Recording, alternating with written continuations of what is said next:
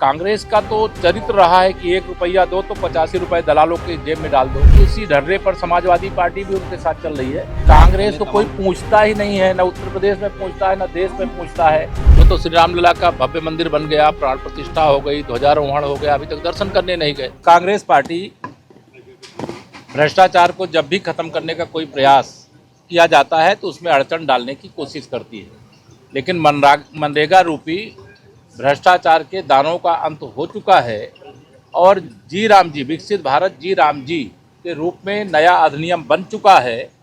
पहले श्रमिकों को 1 वर्ष में 100 दिन काम की गारंटी थी, अब 125 दिन काम की गारंटी है। पहले ग्राम सभाएं जो विकसित होती थी उन्हीं का विकास करते जाते थे, जो पीछे छूट जाती तो पीछे रह जाती थी।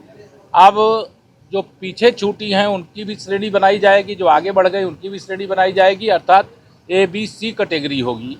पहले राज्य में जब खेती का काम होता था उस समय मजदूर नहीं मिलते थे, मनरेगा का काम चलता रहता था, लेकिन जी राम जी अधिनियम में राज्य सरकार अपनी इच्छा अनुसार 60 दिन जी राम जी एक्ट के तहत अपने राज्य में उस समय कार्य को बंद करके खेती के काम में अपनी श्रम शक्ति को झोंक सकती है।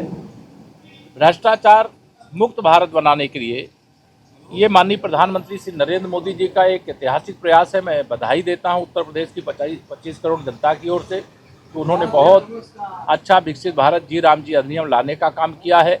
और कांग्रेस का तो चरित्र रहा है कि 1 रुपया दो तो 85 रुपए दलालों के जेब में डाल दो, कांग्रेसियों के जेब में डाल दो। तो आज उसी ढर्रे पर समाजवादी पार्टी भी उनके साथ चल रही है, इसलिए भ्रष्टाचार को खत्म आज करने बड़े का पैमाने पर कांग्रेस का प्रोटेस्ट है नाम बदलने को लेकर। कांग्रेस प्रदेश अध्यक्ष अजय राय की कांग्रेस को कोई पूछता ही नहीं है, न उत्तर प्रदेश में पूछता है, न देश में पूछता है।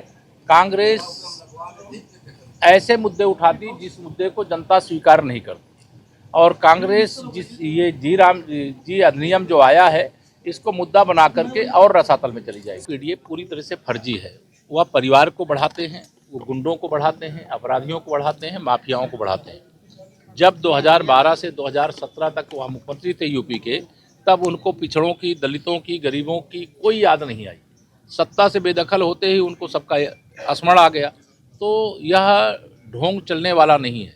राम मंदिर का उल्लेख नहीं किया गया है उस कैलेंडर में और कहा गया कि राम मंदिर पूरा निर्माण नहीं हो रामद्रोहियों से हमें अपेक्षा भी नहीं है कि वो कोई उल्लेख करेंगे, लेकिन राम भक्त उनके चरित्र को जानता है, उनकी असलियत को जानता है। वो तो श्री रामलला का भव्य मंदिर बन गया, प्राण प्रतिष्ठा हो गई, ध्वजारोहण हो गया, अभी तक दर्शन करने नहीं गए। ये तो मंदिर बनवा रहे हैं सफाई में, इसलिए बनवा रहे हैं कि आज भारतीय जनता पार्टी की बढ़ती हुई ताकत और हिंदू समाज की जो एकता है उससे डर करके बना